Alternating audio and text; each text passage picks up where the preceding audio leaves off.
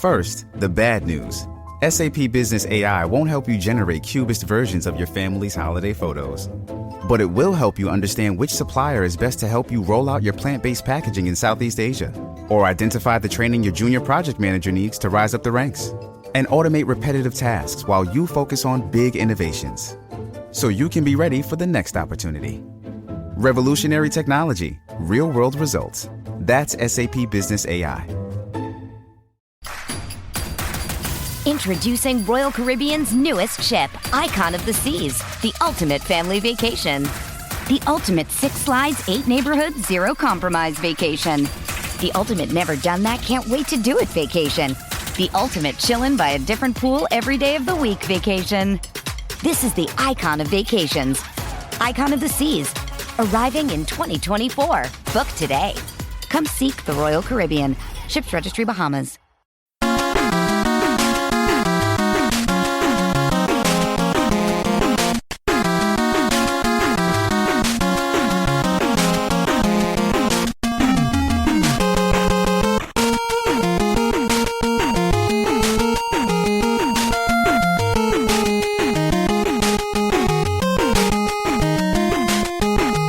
Hello again, hockey fans. Are you ready to brave the wild? With me, your host, Paladino Joey, or Joey Awajan. Brave the Wild is available on the sportstuff.com, iTunes, Stitcher, and Double Twist. A pleasure to be back on board once again. As ladies and gentlemen, it has been 6 wins in a row for this club. We are in the midst of a 6-pack, baby. Yes, indeed, the Wild win all 3 games. I had them going 2-1 just because I figured they can't win them all. And, the Wild has struggled at times in Nashville. They didn't struggle in Nashville. The hope was that the Wild get to Patrick Rinne because they've done it before. He's one of those guys. He can be so good, and then all of a sudden he'll give up 5 goals. And he did that in the past against Bruce Boudreau last year. But unfortunately, the Predators did prevail in that series, which then again gave us Bruce Boudreau. I still remember watching all last year when the Anaheim Ducks started so bad.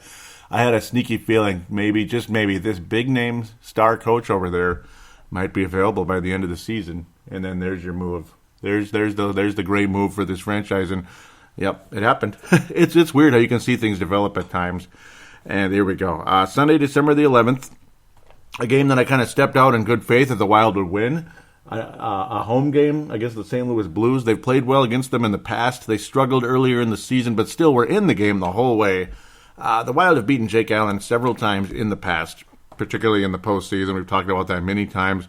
The Wild ended up winning the game 3-1. But who do you think scored the 1 goal for St. Louis? Just take one guess. Of course it was Vladimir Tarasenko. Of course it was, right?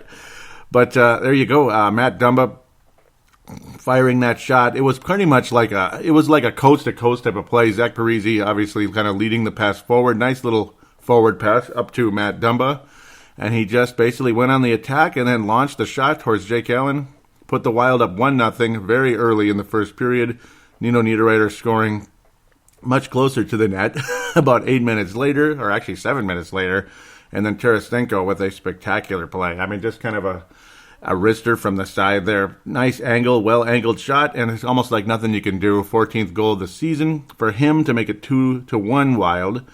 And then Mikael Granlund finished things off. Mikael Granlund has just been unbelievable the past few weeks.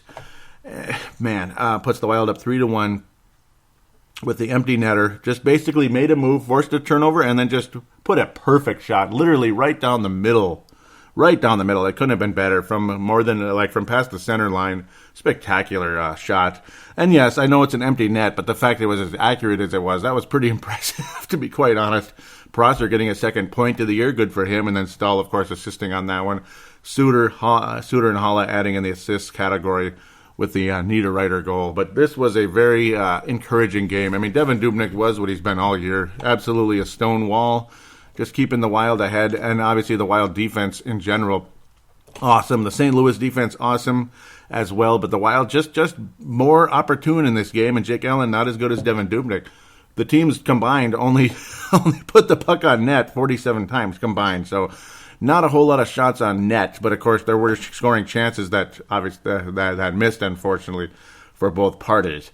So this puts the season series at a tie, even though it's been through 3 games. Why is that? Because, well, you had a shootout loss and a win for St. Well, actually, St. Louis is the lead. Yeah, I'm being stupid.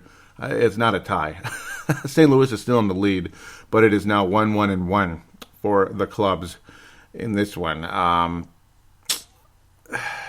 Ultimately, yes, we're St. Louis. Yeah, the Wild 1-1-1, and St. Louis. See, it sounds even for us, but St. Louis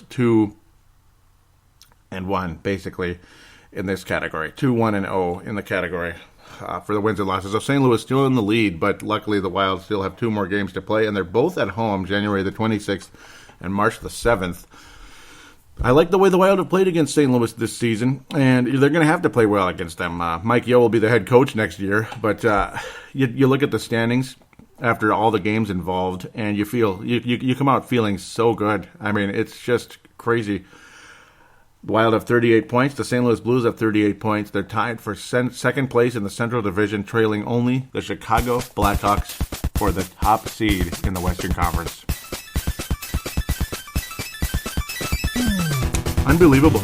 It sucks to see Chicago playing as well as they are because they've just stayed ahead this whole time. Every time you think the Wild might gain a little ground on them, no, the Blackhawks just keep winning, unfortunately.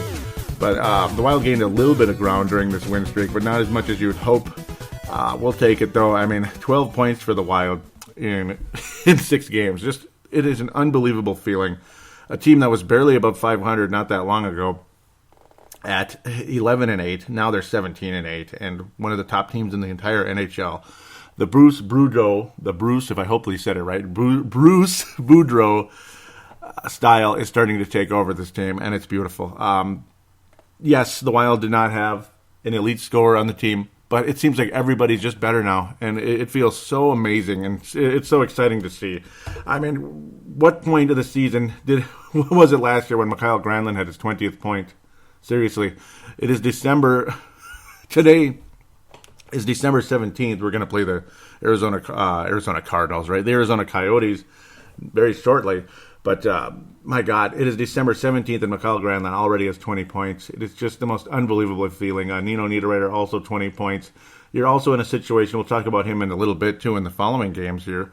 Jonas Brodin has 13 points already, and, of course, he'd been struggling, but with Christian Folin back, it seems like Brodin is kind of getting back in gear. Even though he only plays with Folin a little bit, he's still stuck with Dumba, unfortunately. That's the one thing I'm not understanding too much, because Brodin and Folin were a perfect combination this year, and that's what allowed Brodin to be the second leading scorer among Wild defensemen. He's actually projected to have 37 points this year. That is unheard of for Jonas Brodin. A guy who's scoring 20 points is considered like, wow, that's not bad.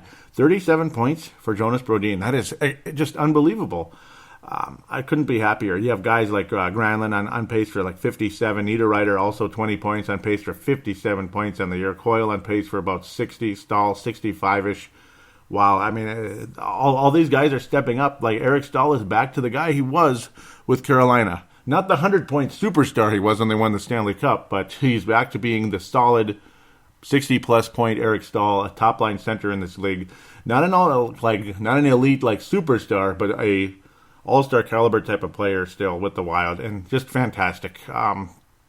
We couldn't be happier. It's cool how he lulls goalies to sleep and makes nice moves, but also his passing ability, excellent as well.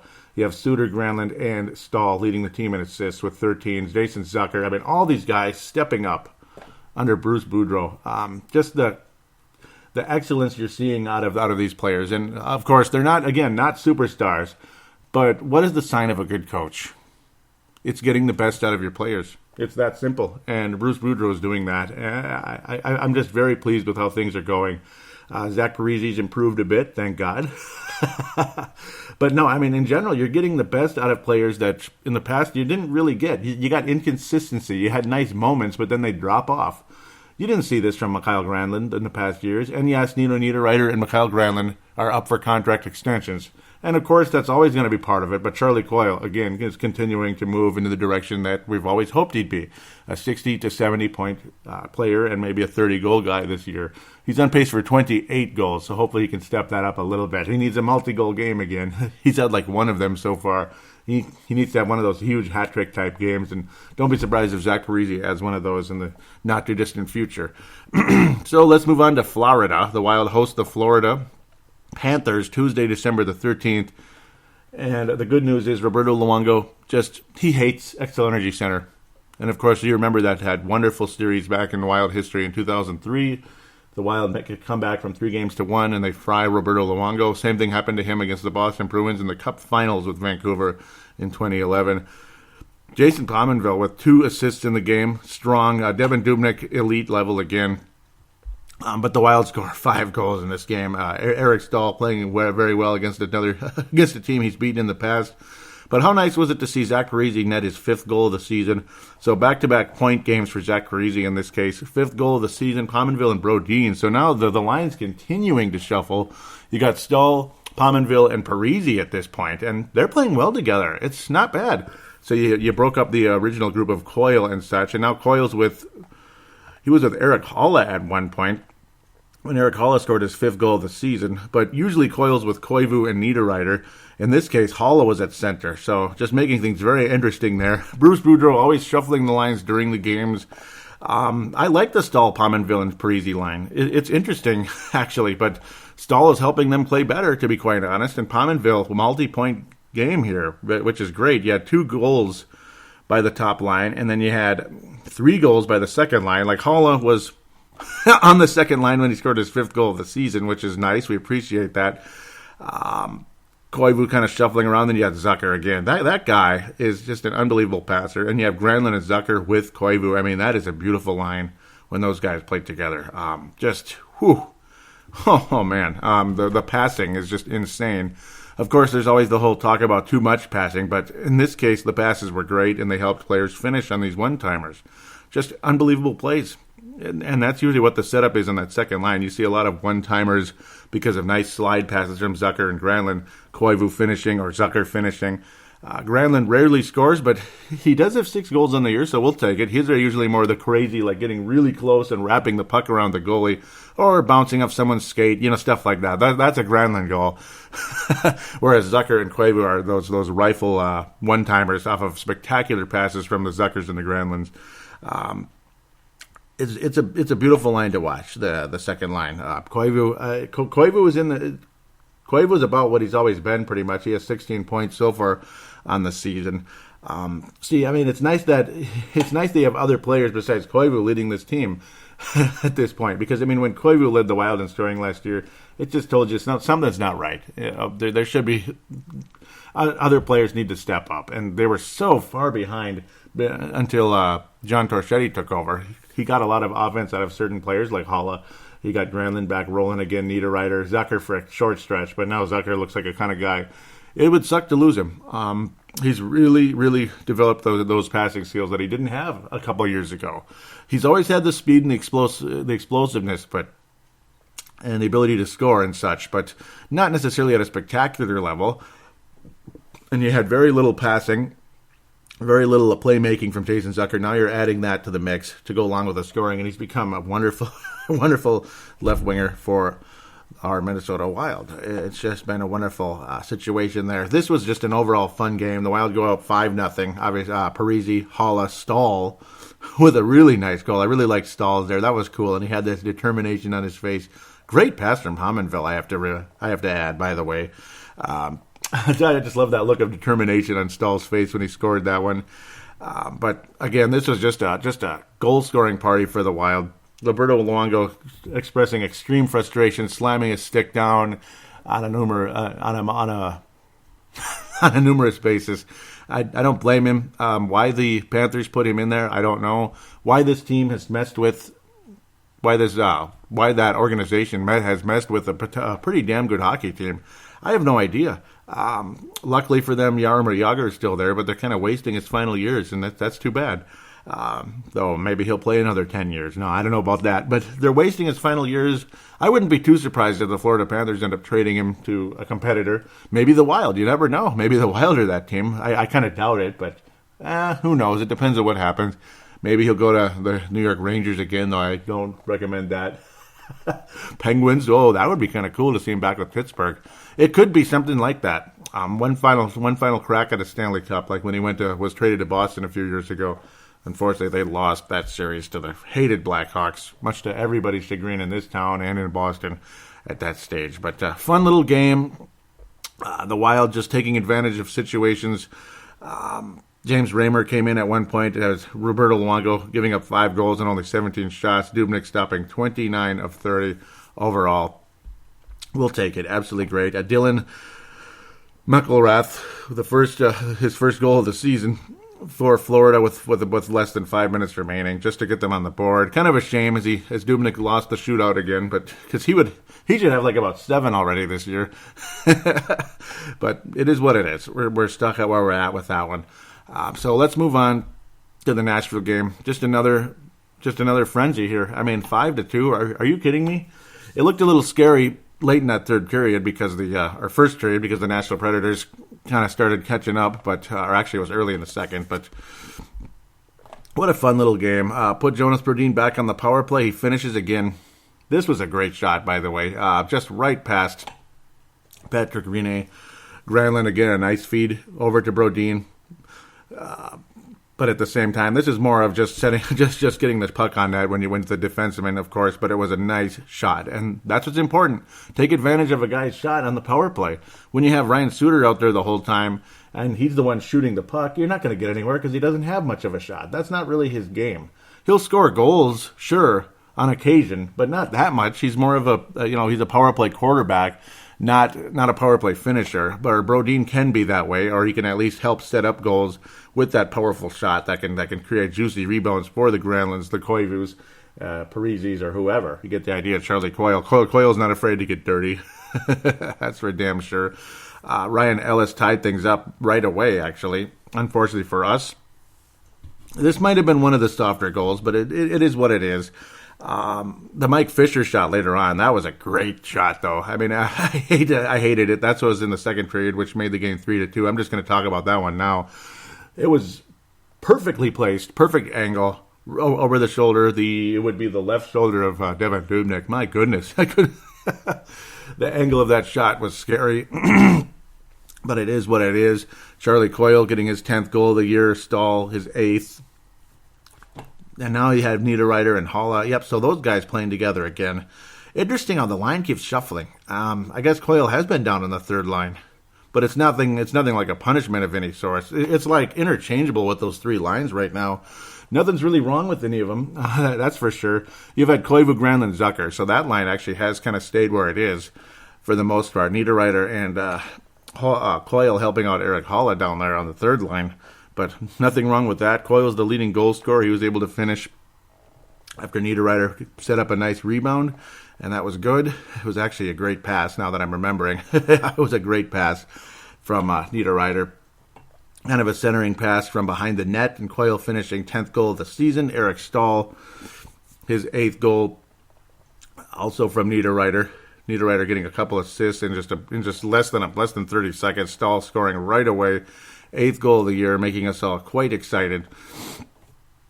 Stahl with a couple goals this past week, and then he also added the empty netter later on. Nashville trying to be aggressive, making it. It was only a 3-2 game. Luckily, Devan Dubnyk was really on his game the entire way, as Nashville got very aggressive down the stretch, and understandably, of course, trying their best. The Wild only managing 17 shots on goal in this game, yet managed to finish with 3 goals on Patrick Rinne, and then a couple of empty netters later on. We're very thankful for that, but Devan Dubnyk definitely helped the Wild win this game, and a very deserving top star of the game for the Wild. It was really all about Devan Dubnyk because it became a situation where, Dubnyk gave up 2 goals, and this Nashville team is better than their record at this stage.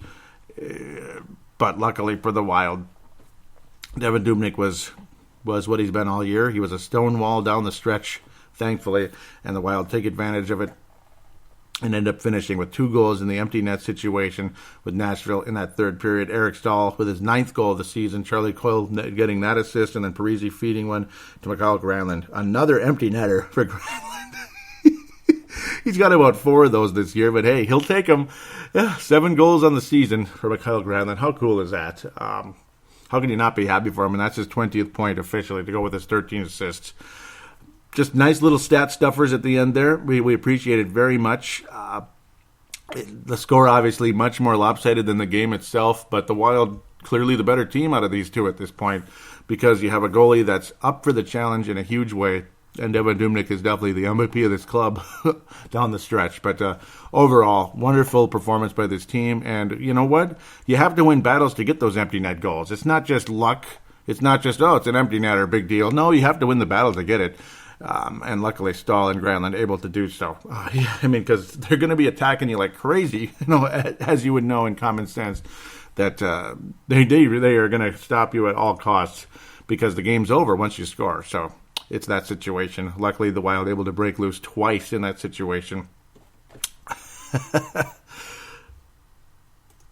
Peter Laviolette, of course, getting aggressive there, pulling the goalie and leaving him out with a 4-2 score. It's like, what the hell can you do anyway? You're down by 2 goals, so give it a chance. Unfortunately, they ended up giving up 2 goals when it was 3-2, down to 5-2. So made the score look uglier than it was.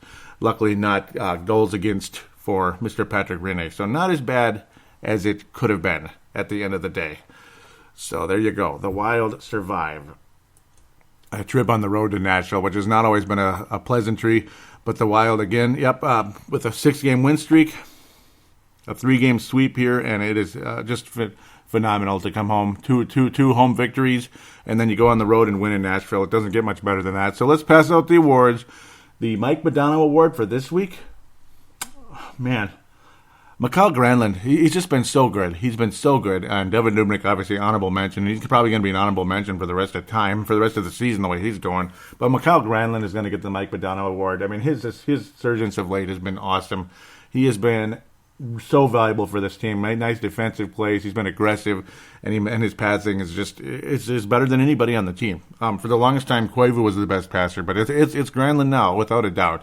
Zucker, obviously, he's been an honorable mention the last couple of weeks, and last week he did get it finally.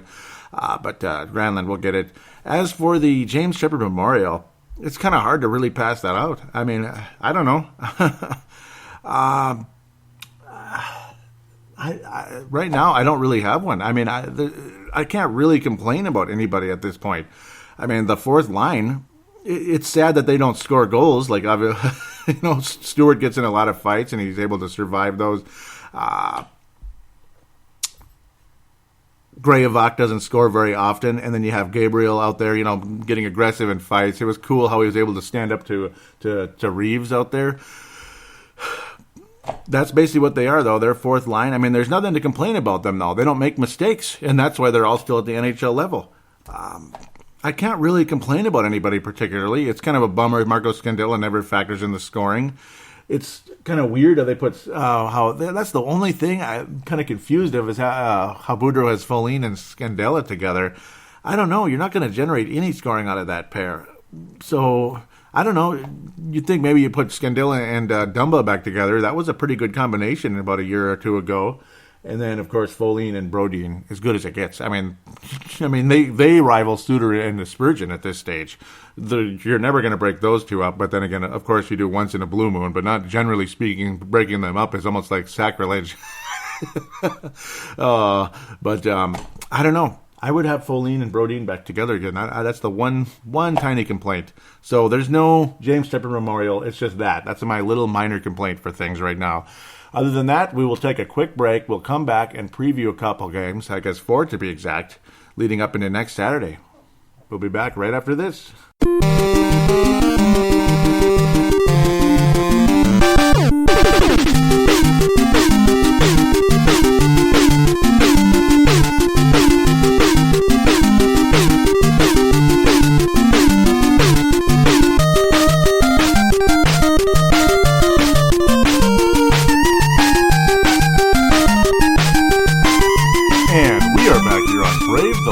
Segment number 2, preview segment, check up also on the prospects, and we'll also have a little bit of feedback on the Facebook page, so that'll be nice. Just a little bit, but it's good to hear from them again, from somebody out there again. So the Minnesota Wild will host the Arizona Coyotes, and it's just a couple hours for me at this point, December the 17th, Saturday, December the 17th. Arizona struggling a bit. They've been playing a little better of late, but still very much out of the playoff picture. Radim Verbeda leading the way for the Arizona. I keep wanting to call them Cardinals. It's driving me crazy. Too much football in my mind right now, and I like hockey more than football, so go figure. Leading the way there with 20 points. A team that's still struggling with scoring. That's been that way forever. Dave Tippett's still the coach, and I've always liked him. Very defensive-minded guy. I would have liked him to coach the Wild if the Wild weren't lucky enough to get Mr. Bruce Boudreau and say if Arizona got impatient and let him go. Why they'd consider it his fault, though, that this team isn't doing much. Well, it's beyond me there. It's definitely the front office. They picked up Alex Goligoski in the offseason. Kind of cool to see him there. Better he's there than in Dallas, I suppose. 1 goal, 11 assists along the way. Mike Smith's significantly better this year so far. And my God, he looks like Devin Dubnyk, doesn't he? Just a few years older. Of course, he was the guy who was the starter when Devin Dubnyk was traded to the Minnesota Wild for a third-round pick. One of the better trades in franchise history. The Wild haven't had a whole lot of good trades, but that was one of them. Mike Smith down to 2.59 goals against average. I mean, it's a lot better than that 3.14 or so he's been at the last couple of years. He's definitely been an accomplished goalie in the league. One note, though, that I got to mention, I was digging around the other day. I believe it was the mid-2000s, around like 2006-ish. Would you believe this? Mike Smith was on the Houston Aeros, the Minnesota Wild's affiliate. How crazy is that? How about that for an urban legend? Mike Smith was actually in the Wild system for a year, years ago. So he could have been the Wild's goalie at one point, but of course Nicholas Backstrom was just getting started with the Wild at about age 28, similar to where Dubnyk is now, a guy just entering his prime. So kind of cool there. Just interesting to imagine. I mean, Mike Smith was probably, how old would he have been about that? Maybe like 20, he would have been in his earlier 20s, like 24-ish. So not ready for the big time yet, but went on to have a fairly successful career. He's been a starting goalie for a while.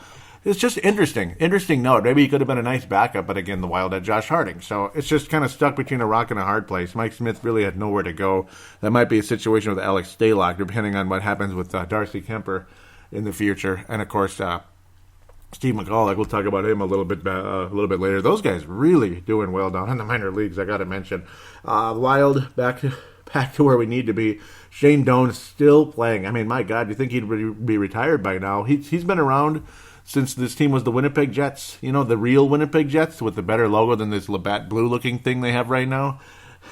The Jet looks cool, but that's it. The rest of the logo is boring, and the uniforms, I don't like them, and I don't like this Jets team at all. It's a nice rivalry developing. I appreciate that, but they're a chippy team. I haven't liked them at all since they started. Definitely completely different than the Atlanta Thrashers who were all offense, no defense in the past, in the Danny Heatley days.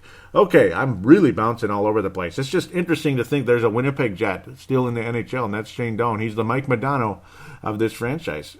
He's hung on forever. Only 9 points in the season, though. He's ancient, obviously. The Wild should win this game. Let's get to the point here. The Wild should win this game. He is 40 years old. The Halkirk, Alberta native Shane Doan, the last Winnipeg Jet in existence. The Wild should be able to beat the Arizona Coyotes. I got to think. Mike Smith, he is having a better season, but they're ever beatable. They have been playing better, but the Wild have been on a run. Put it this way, if the Wild lose this game, it'd be really disappointing. It would put a damper on such a wonderful 6-game win streak. It would be really disappointing, but I do think the Wild achieves seventh heaven. I mean, they just absolutely need to win this game today. That's all I got to say about that. Darcy Kemper will be in net, so give him a chance here. The only way the Wild lose today, in my opinion, is if Darcy Kemper just turns into the sieve that he occasionally can be. Kemper, I think this is a classic game where Kemper just steps up because he's not been in the net very much, and he'll look good today, and it'll improve his stats, that type of thing, because he's definitely struggled for the Wild the past couple times around. This will be a nice little opportunity for him to step things up against a team that doesn't score that much. It's not going to be a high-scoring game. Mike Smith has been better, and again, Dave Tippett's a defensive coach. The Wild will win the game. I'll go 3-1. 3-1, the Wild will beat the Arizona Coyotes, I got to get this Cardinal thing out of my head. It's driving me nuts. It'll be an empty netter. That'll make it 3-1, though. The Wild will be up 2-1 for the longest time. It'll be more of a grinded-out game like St. Louis. And, of course, Nashville ended up becoming more of a grinded-out type of game down the stretch. Much more than, the Florida game was a flat-out blowout. Blowout, as Darren Pang would say. Most likely guy to score in this one, Zucker, because this is closest to home. The closest thing to Las Vegas. I know it's not over there, but I just have a feeling Zucker's going to score today, so he will get that. Now we go to Tuesday, December the 20th, the hated, dirty Colorado Avalanche. Oh, don't you just love them? Jerome McGinley still playing. That's another old veteran from back in the day. And yes, he was drafted by the Dallas Stars many, many, many years ago, right after they moved to Dallas. Matt Duchene still leading the way. Nathan MacKinnon, one of the highlight reel type players in this league. 21 points with Matt Duchene leading the way for the Colorado Avalanche. And after that massive drop-off, a team, again, that doesn't score that much. Landeskog, a hated member of this team, hasn't done a whole lot of anything. He's been out for a while as well. Still at only 9 points on the season for him. Eric Johnson, one of the top defensemen, along with Tyson Barrie, leading the way there. That's a good couple of defensemen for the Colorado Avalanche. We've known about these guys forever. Don't really have to say a whole lot about this team. We all know them. We know what they're capable of. Calvin Pickard is actually the better goalie at this point. Neither one of them having a very strong season. If you see Varlamov in net, the Wild's chances of winning higher. Calvin Pickard is the guy that's kind of given the Wild a hard time in the past. So, it's like... I hope it's not. I hope it's Simon Varlamov. Obviously, the Wild stalled him in the past. I remember years ago, this guy was a pain in the ass to deal with. The frustrating part is the Wild have not won a game against Colorado this season. You had the 1-0 loss real early in the year. That was devastating with Pickard in net. And then second time around, 3-2 loss, November the 19th, a little bit before Thanksgiving there. The Wild need to win this game. They need to get going. Colorado is one of the worst teams in the Western Conference again, like they were for a while. They're back to that again, despite the talent. The scary part is the draft picks they're going to get. If you're going to win a championship, you need great players at the top. They already have Nathan MacKinnon, who's not really achieved quite at the level of some of these other guys out there, like McDavid and Austin Matthews and such. So one more of those guys, and then you can start worrying a little bit. Kind of like how Edmonton, it took a couple tries. You had Ryan Nugent-Hopkins, Adam Hall, guys like that. And then eventually they hit pay dirt with Connor McDavid. So we'll see what happens with Colorado in that stretch. The Wild should win this game. And it's like, I don't know. Can this team win 8 in a row, though? My God. I mean, Colorado's only 11-17 on the year. I fear another very low-scoring game, though. Another really grinded-out type of performance. Devin Dubnyk will be back in net, and I think that will assure the Wild a victory this time. 2-1, very low scoring. Most likely guy to score. Should I say it again? Do I have to? I'm going to go with Haula. I'm going to break tradition. I go with Niederreiter every time because of that heroic goal. It's probably turning into a gag that's boring people at this stage. Varlamov has been day to day with a groin injury. That's one thing, and Eric Johnson's out with a broken fibula, so that's definitely not good for the Colorado Avalanche. Unfortunately, Landeskog is back around, though. That's the one thing, and he drives people nuts. Just try not to let him get to you guys, please. So, Varlamov, we'll see. I mean, I wouldn't doubt the whole groin situation. That might be why Varlamov has struggled all year. He's probably had that injury before, so he's probably had that injury for an extended period of time. I mean, those tend to last a long time, and then for a goalie, I mean, what's more important than the groin? I mean, other than knees, I suppose. I mean, geez, it's pretty tough. But I think the Wild will get to 8 wins in a row. I mean, yes, I sound like a homer saying that, but I'm not a homer. The Wild are better than these clubs, and they'll take advantage of it. Colorado and Arizona are at the bottom of the Western Conference. If you lose these games, it's disappointing. Now we'll talk about losing games, shall we? Shall we do that? I know it sounds... I know. I mean, you don't want to say this. You don't want to come out and be defeatist about it. But Montreal and New York, are you kidding me? Oh, on the road? Yeah, I kind of got a sneaky feeling we got a 2-game losing streak coming up here to wrap up this week. You go against the bottom 2 in the East, in the Western Conference, and then you go against 2 of the top teams in the East. Pittsburgh is the other one, but luckily the Wild have kicked their ass twice this year. That was awesome. Swept the Penguins in a huge way. But now you go against Max Pacioretty with 24 points on the season, 12 goals. Oh, and by the way, a guy named Carey Price, too, who's one of the best goalies of all time. Well, when he's healthy. An MVP candidate every year. He's right now, him and Devin Dubnyk are the best goalies in the NHL. You even have a decent backup in Al Montoya, who's not great. He's not having a great season. But I bet his confidence isn't too high because he's not going to get in a whole lot of games. 16-4 in the season, Carey Price. You'll probably see him in net, and if you see Al Montoya, take advantage and win the game, please. But Carey Price, similar to Devin Dubnyk, snake-bit late in games, so he's only got 2 shutouts on the season, despite a save percentage of 93.5 and goals against average just under 2. Spectacular season for Montreal, and you will see Canadian teams in the playoffs this year. Last year, not one Canadian team made it. This year, you're going to see several. You're going to see Montreal in, you're going to see Ottawa in, you're going to see Edmonton, and you're going to see Calgary for sure. So that's at least 4 teams will make the postseason from Canada. Toronto's not going to make it, and I think it is those 4. You may also see a serious phenomenon take place with Detroit missing the playoffs for the first time since 89. 89, not 99, not 2009. 2009 is a pretty good run of making the playoffs. 99 is an insane run making the playoffs. 89 is a unthinkable, inconceivable run of making the postseason. Detroit will not make it this year. It's over. Detroit will not make the playoffs. Okay, that's just me saying it. But, yeah, you got Shea Weber also leading the way over there in Montreal. Damn, I mean, so much talent there. I don't think the Wild will win the game.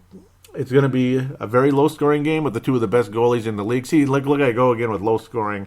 But I think Montreal is the better team at this point. As good as the Wild have been, Montreal has been fantastic. They're not that far ahead of the Wild, only 4 points. It is a road game, and I don't know. I don't really see the Wild. I mean, they never win in Montreal. The North Stars never won in Montreal. Just Minnesota-Montreal is not a good combination. I don't know. It's never been good. You know, the Wild almost never win there, and the North Stars, I don't even remember the North Stars winning there. Maybe like once. I mean, I don't know. It's a good team. They're back to where they should be. The reason why they didn't make the playoffs last year is because Carey Price was hurt. This year, he's back, and he's the best goalie, just like Dubnyk. Him and Dubnyk are the best goalies this year. Torrey Mitchell's still playing. He's actually having a strong season there in Montreal. He was traded over there years ago, and he's still going strong. Good for him. 11 points on the season for Torrey Mitchell. Not bad. And I'm bouncing all over the place. I think Montreal will win the game. No kidding. Marco Scandella will score against the Montreal Canadiens. That's where he's from. Marco Scandella will get a rare point. He will get a rare goal in this one. And good for him when he does, because he has scored against Montreal in the past, and I've got a good feeling about that. But the Wild will not win the game. 3-2 Montreal in regulation. It'll be a nice fought battle, but the Canadiens will win 3-2, or should I say 2-1? 2-1 Montreal. It's going to be lower scoring. Marco Scandella will be the only goal scorer for the Wild against the Montreal Canadiens. The team with the best goals differential in the league. The Wild have the best goals differential in the Western Conference, and we appreciate that deeply. But the New York Rangers are back to being a cup contender again. Yes, they are. They are just tearing up the league right now in that category. Antti Ranta, my goodness, he's, because for the longest time, see, the Rangers, it's like they have this franchise goalie, and they stick with him forever, even if he's not playing very well, even if he's not been very strong in the net. Like Mike Richter, they kept him forever, and it's like, gosh, he just, it seemed like he would always get beat, and it's just like, I don't know, they weren't like the best goals ever. And, he'd always give up 2, 3, 4 goals, or 3, 4 goals, and they'd lose, like, playoff games. And then you had Mike Richter in the Olympics. I didn't like that. That seemed to never go anywhere. It's another stat I'm looking at. I just cannot believe. God, I can't believe what I'm looking at. But, we'll get back to that in a second. But then you had Henrik Lundqvist, who's, I got to think he's been better than Mike Richter most of his career. In fact, he was downright outstanding when he was younger. But the last couple of years, he's struggled, particularly in the playoffs. Just wasn't that great. They did make that cup run a couple of years ago, and he was very good in that. But overall, Henrik Lundqvist, particularly since then, hadn't been so good. He's been better this year with Antti Ranta. My goodness, he's been a nice, strong backup for the New York Rangers. Only, he's allowing 1.67 goals. He's 8-2 on the season. That's an elite backup. But, at the same time, Lundqvist actually has been better this year than he was last year, and that's one of the reasons his Rangers team goal differential is off the charts. They are a plus 36 on the season, but what drives me insane is the other team that's also plus 36. Now, Montreal is second in the league with a plus 26. The Wild are also plus 26. So we're actually tied with Montreal now because of that 5-2 game. That's what changed things. But my God, Columbus is also a plus 36. I can't believe that. I mean, Columbus has been winning games. They've just been tearing up the league right now. Columbus, I'm just blown away. Only 2 points behind Pittsburgh. 1 point behind the Rangers. 2 points behind Montreal. 4 teams that are just kicking ass over there in the Eastern Conference. It is crazy. Any one of them might go all the way and win the Cup this year. And Columbus might win the Cup. They won't, but I'm just saying. New York Rangers, though, scoring all over the place. Derek Stepan leading one of the leaders. JT Miller, Kevin Hayes, all in the low 20s. Matt Zuccarello also. Rick Nash still hanging around. I mean, jeez. I mean, it's just a load of players. None of them with dominant numbers, but they're all good. They're all very good. They're all in that Coyle Niederreiter range. Literally, Stahl, Coyle, Niederreiter. Nobody's, got 30 points or anything, but it's just consistency. Like at least 3 lines down. They're very strong, and all the way down to their 4th line. All the way down to the 4th line. You have guys with double-digit points in the season. The Wild aren't anywhere near that in our 4th line. Graovac got 2 goals in the season, and that's it. Gabriel, one assist, but he hasn't been here that long. And Stewart's got, 7 points in the season, or is it 8 now? Jeez. New York. It's just depth, and depth, and depth, and depth. And, of course, depth and goalie. This team probably should be the favorites to win it all. I think the Rangers are going to win the Stanley Cup right now. This could change, but this team, if they stay healthy, should win the Stanley Cup this year. I mean, you have depth like this. This is why Pittsburgh won it last year, because of all the depth. You go all the way from Sidney Crosby down to Matt Cullen. I mean, and it was just talent all the way down. I mean, it was unbelievable. 3rd line with Matt Cullen. 4th line players on that team that were great. Even with Pascal Dupuis having to retire. Still a great team. As long as guys stay healthy with them. But I think the Rangers right now should be the favorites to win it. I think the Rangers will win the game. The Rangers will win the game. 3-2 Rangers regulation. This will be a little bit higher scoring. 3-2 victory, slightly higher scoring game. You're not going to see. I don't think you're going to see any 5-goal games for the Wild. The only time you might be today against Arizona or hopefully Colorado. But Colorado's better defensively, and Arizona usually is good defensively, but they have a couple of gaffes here and there. But the Wild will lose 4-2, and you'll have a 500 week this week, unfortunately for the Minnesota Wild, which will end an 8-game win streak with a 2-game losing streak. So, yeah, it's certainly not going to be a bearer of bad news, but you're playing against 2 of the best teams in the league on the road. I'm not really confident going into New York or into Montreal right now, but we'll see. Let's get to the prospects. Dmitry Sokolov, the Dmitry Sokolov watch. Wow, 30 points on the year in only 29 games with the Sudbury Wolves, just dominating down there. 22 goals, 8 assists for Dmitry Sokolov. Got to love what's going on there. Let's check out Luke Kunin here in a second, but we'll also look at the Iowa Wild. Another, again, should I say it again? Low scoring. Extremely low scoring week. Iowa Wild winning games 2-1, 1-0, and they're back to almost 500 down there. They're really kind of improving. They're only 1 game under 500 at this stage. 12, 13-1 on the season. Steve McCulloch down to 2.91, and goals against average. Alex Stalock down at 2.88. Goals against average.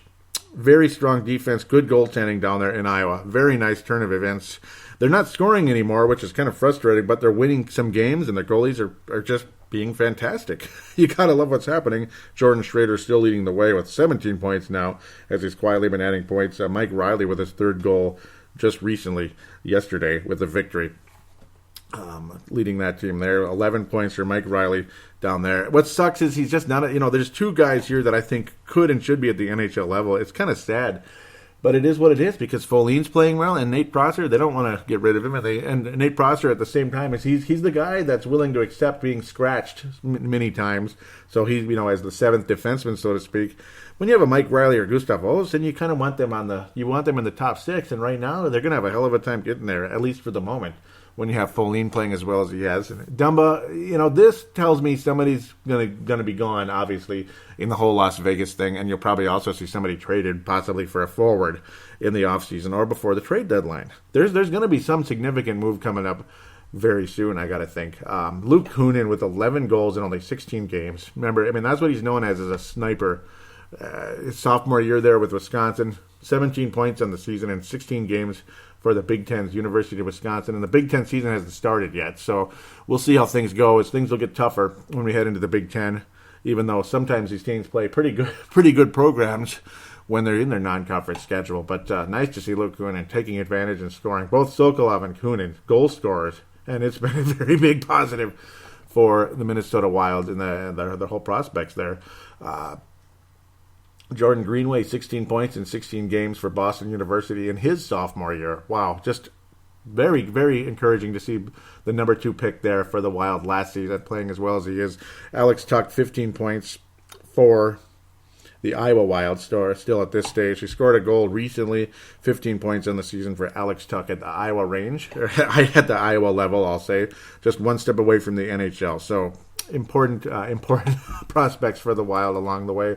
Let's check in on a couple of Gophers, Boca and Sadek. Might as well just talk about them very briefly. Just like Nick Steeler, right, with the down in Iowa.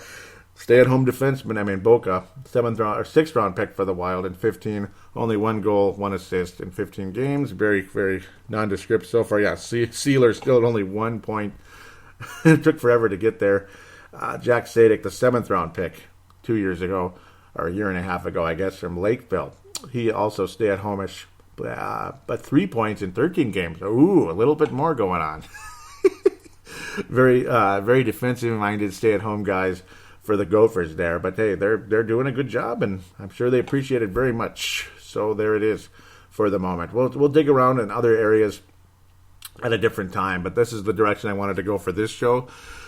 Let's check in on some fan interaction. First and foremost, we'll talk about the Twitter account very briefly at Brave the Wild. Simply go there and give that a follow. It would be greatly appreciated.